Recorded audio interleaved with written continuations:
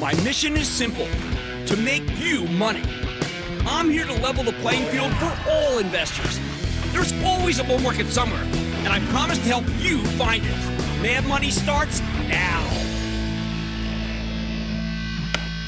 Hey, I'm Cramer.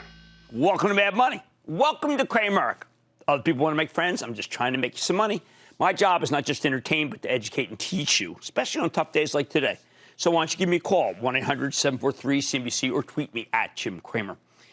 If you find yourself scratching your head at this action, a sharp sell-off after the Federal Reserve told us they'd keep interest rates low yesterday, Dow ultimately dipping 153 points. S&P lost 1.48%, but the Nasdaq dropped more than 3%. Allow me to explain. Low interest rates are supposed to be good for stocks, but they're not good for all stocks. The real winners are the industrials because they make more money when the economy is roaring.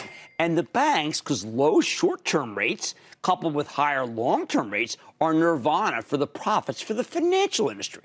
Meanwhile, the growth stocks, well, let me just say they are getting annihilated, especially tech, because they're all about the future earnings stream many years down the road. And those earnings, well, let's just say they are worth a lot less in a world with lower rates and higher inflation. And that is the world that many of the big-time investors now think we've fallen into. So, as a pro who has seen this happen, frankly, a gazillion times, let me explain how all this Fed, inflation, bond, rates deal works when it comes to your portfolio. At any given time, you got tons of money managers chasing the hottest of the stocks, right? That's what we all do, right? We chase the hottest of the hot. It's instinctive. Specifically, they want companies that will be able to deliver the biggest year-over-year earnings beats without as much risk of an earnings screw-up. So for years, that meant buying FANG, Facebook, Amazon, Apple, Netflix, and Google. But when the economy heats up, these consistent, great, high-speed growers cannot compete with the boom and bust names like the old-school industrials that generate gigantic upside surprises. You know what? They never can. It's like clockwork that the FANGs get sold. You just might not be paying attention to it because ultimately they come back. But this is like the 20th time I saw other people in the network say they're dead, they're dead, they're dead. Okay, well, they're dead for now. They're like, dogs that roll over and play dead. Normally, when business speeds up like this, you'd expect the Federal Reserve to tap the brakes by raising interest rates. But yesterday, Fed Chief Jay Powell vowed not to do that, at least not anytime soon. So the Fed's basically saying, party on, industrials, which causes the hedge funds to buy them hand over fist. But problem is, if they want to buy the banks or the smokestack stocks, well, they don't have a lot of money just sitting there. They need to sell something. So what are they dumping? The high-growth tech stocks that they always dump. And that's called the hedge fund playbook. But even for a sector rotation, this one does feel a little severe. Why? Supply and demand.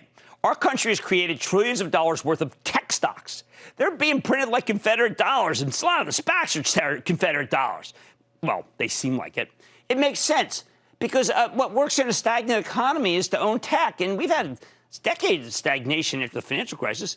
Meanwhile, there's been virtually no new issuance for the banks or the industrial stocks. In fact, those companies have been aggressively buying back their own shares for ages or merging and wiping out whole companies that might have been bought at this very moment. So when demand spikes, there's just not enough actual supply of this kind of stock to go around. So the stock goes higher until sellers come out. And even here, even after these big rallies, there's still not a lot of sellers in the industrials. Let me give you how much it matters. I used to be a trader. I mean, based on my experience, I think you could actually push a Dow stock like Caterpillar. I bet you could jump that stock $3 or $4 if you bought 1 million shares, $231 million. That's nothing for these big money managers. That's right, $231 million. It would take multiple billions of dollars of buying power to generate a single point move up right now in any of the larger tech stocks that you might own. Most of those tech stocks, by the way, are net issuers of stock, meaning they're adding new supply, even at a time when demand's drying up. No buybacks here. Keep moving, keep moving. So when will this rotation end? That's what we all want to know, right? When do we know it'll be safe to circle back? First of all, it will be safe. There's a lot of people say it'll never be safe. I listen to those people and I say, God, I wish I didn't have 2 ears. But I do. Here's what has to happen. Yesterday, Jay Powell made a real controversial claim when he explained his decision to keep the easy money flowing. He acknowledged that there is inflation building in the system. He even argued it's going to get worse, so get ready. But then he said it's transitory, so there was no need for the Fed to take action. People laughed at this man. As I mentioned last night, lots of older investors, especially bond investors, think that Powell's lost his mind. Between his rampant commodity price increases and the stimulus checks that are about to hit, well, they're worried about inflation. They're trying to figure out what's with this guy. I thought he was one of us. He's not. Jay Powell is a new breed of Fed chief. We've still got 6% plus unemployment, and entire industries have been devastated by the pandemic. Many minority groups shut out from whatever recovery you think we're having. So he thinks it's nuts to talk about tightening now, and that's what he said, okay? Those are his words. We didn't use the word nuts. I use that because that's like my old way that I like to do it. They know nothing. They know nothing. This guy knows something. Powell knows something. As far as Powell's concerned, it's better to trade higher inflation for lower unemployment, at least until the economy's in much better shape. I think he's right. And not just because the Federal Reserve has a terrible history of moving too quickly to fight inflation that turns out to be transitory. Powell made that mistake himself at the end of 2018. His predecessor, Janet Yellen, did the same thing in late 2015. Yet these tight money types on Wall Street, the real rich ones, never seem to recognize the cost of a rate hike to the average person in the country.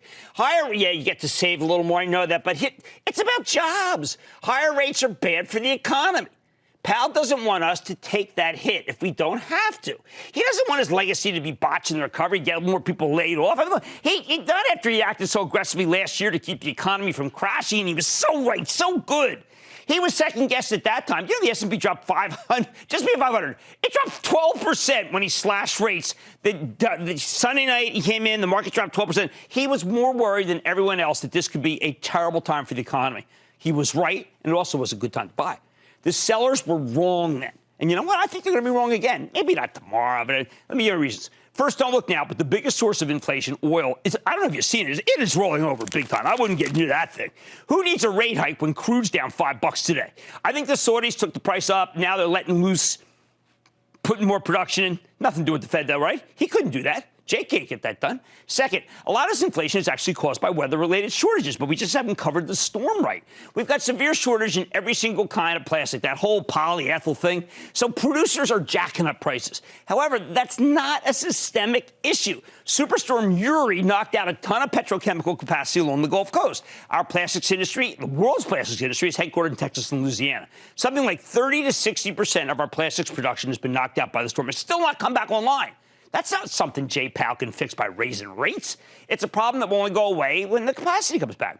How about lumber? All right, the price of lumber has doubled 1 year, making housing much more expensive, about $20,000 in a big house. But you know what? A rate hike won't create more trees, no more sawmills. We don't need a higher rates to do this. To get lumber costs under control, it's stupid. We need President Biden to pick up the phone and call Justin Trudeau in Canada and tell him we'll scrap our tariffs, let's get a deal going. One phone call between heads of government is a lot more effective than one rate hike, let alone a bunch of them semiconductors. Once again, a lot of this is a supply chain issue. Yes, supply chain.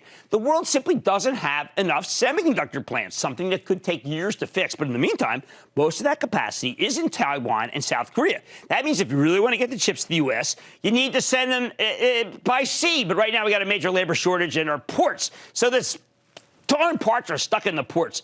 Rate hikes won't fix that problem either. We either need to send these chips by air or solve the darn port problem. When it comes to semiconductor shortage, Powell could do more as a longshoreman than he can do as a Fed chief.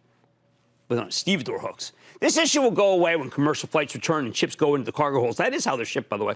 I go on and on. Copper. Okay, well, the chili touch holes are putting out more. Peru just said it. Arizona, too. Paint. Key ingredients that are offline are about to come online. Bond vigilantes are freaking out about all of these commodities, but nearly all of them can come down in price rapidly once we fix the supply situation. That will make you feel like a dope for dumping your bonds or tech stocks, for that matter. Bottom line, I think Jay Powell's right to focus more on full employment than low inflation.